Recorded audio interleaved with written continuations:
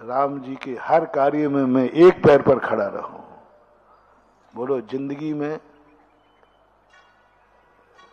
हनुमान ने अपने कौन से काम रामचंद्र जी से कराए, और ऐसा कौन सा काम है जो रामचंद्र जी का हनुमान ने नहीं किया? और अपन लोग भगवान का एक काम नहीं करना और सारे काम सारे, बस इतना ही अंतर है, ज्यादा अंतर नहीं। वो भी भगत था, अपन भी भगत है। वो इसलिए भगत था कि मैं भगवान के काम आ सकूं, और आज पंचम काल के जीव इसलिए भगत हैं कि भगवान मेरे काम आ सके। भगवान मेरे काम आ सके, ये आज की धारणा है। और हनुमान की धारणा थी कि मैं भगवान के काम आ सकूं, इसलिए मैं मंदिर आता हूं। कहीं मेरी जरूरत हो तो सोचना कभी। कितना अंतर है, जमीन आसमान का अंतर है। कभी ऐसा भाव करना नहीं, भगवान तो मेरे काम आए, ये तो मैं कभी सोचूंगा भी नहीं।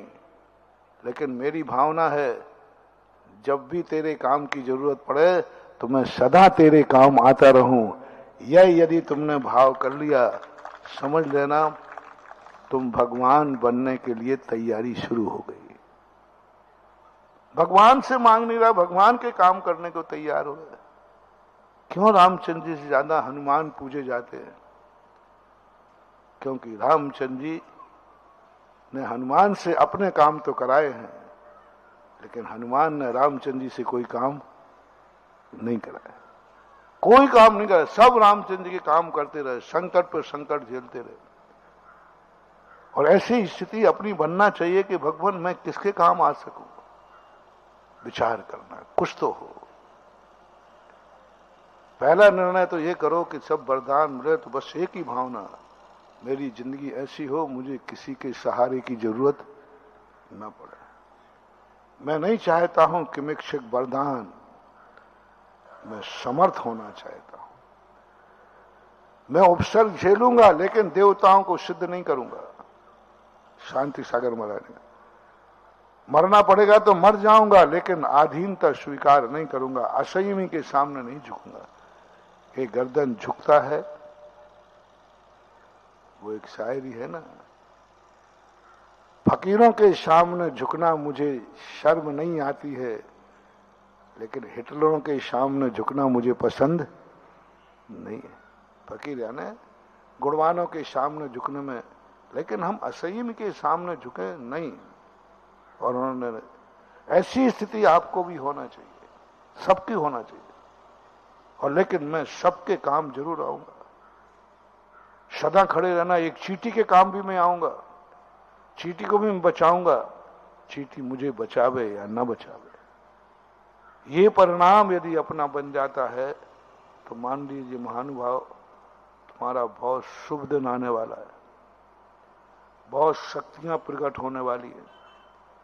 इतनी शक्तियां प्रकट होंगी, इतनी शक्तियां प्रकट होंगी कि सारी दुनिया तुम्हारा सहारा डरेगी, क्योंकि तुमने एक वरदान मांगा है, बस मुझे किसी का सहारा ना लेना पड़े। भगवान इतनी शक्ति दे देना, कितनी बड़ा संकट आ जाए, मैं तुझे नहीं पुकारूं, या तो मैं निपटा दूं उसे संकट को, या सहन करने की शक्ति देना।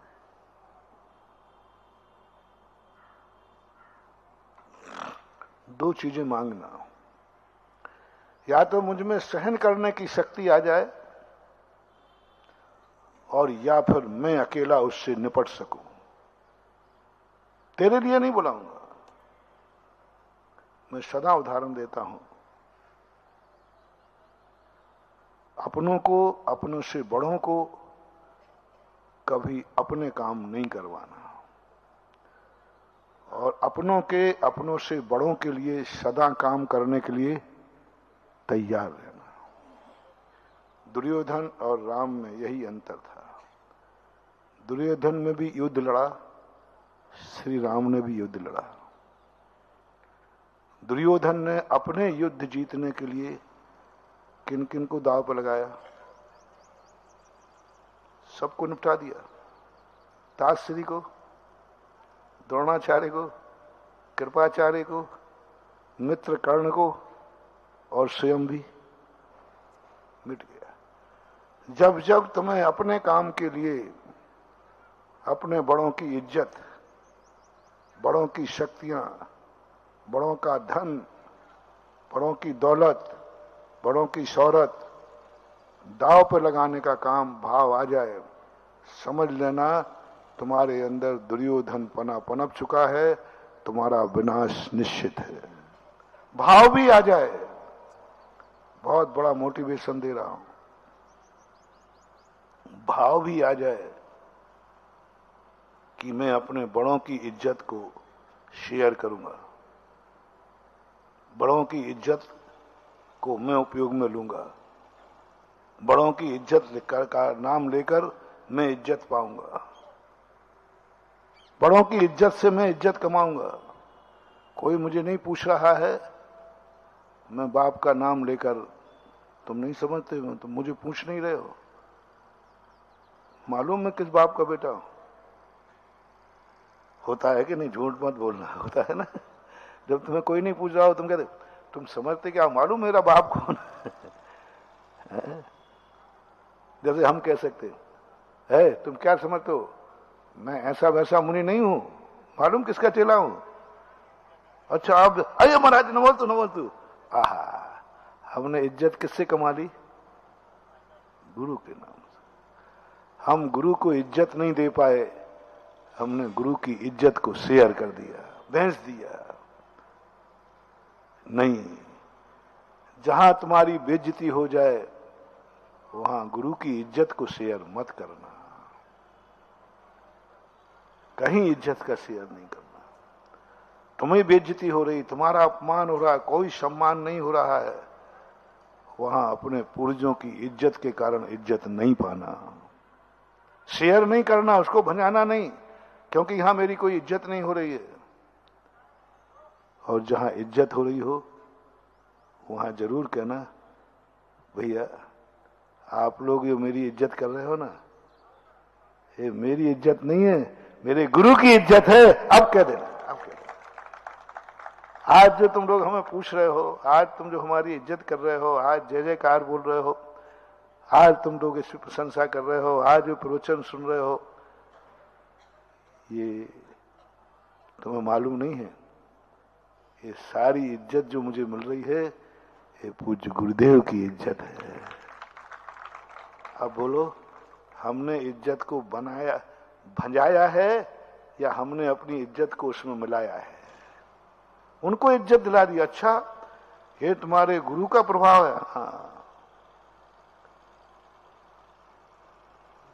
वही वाली बात, अच्छे नंबर आए, पूछा कैसे आए, सब गुरु कृपा है, सब पिताजी कृपा है, और पिताजी को यही मालूम नहीं है कि तू कौन सी क्लास में पढ़ता है।